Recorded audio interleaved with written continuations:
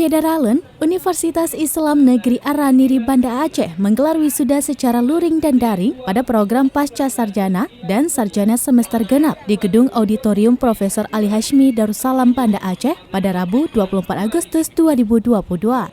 Prosesi wisuda ini dilaksanakan selama 3 hari pada tanggal 22 hingga 24 Agustus 2022 yang berlangsung dari pukul 10 waktu Indonesia bagian Barat hingga selesai. Tercatat 1.853 wisudawan dan wisudawati yang berhasil menyelesaikan studi dari UIN Araniri. 472 diantaranya lulus predikat cum laude, 461 orang memperoleh predikat pujian, 843 orang memperoleh predikat sangat baik, dan 72 orang memperoleh predikat baik. Dari luar gedung, para keluarga wisudawan sedang menunggu prosesi wisuda sambil melihat layar monitor yang sudah disediakan oleh pihak kampus. Selain itu, banyak pedagang yang menjual berbagai makanan dan minuman serta buket.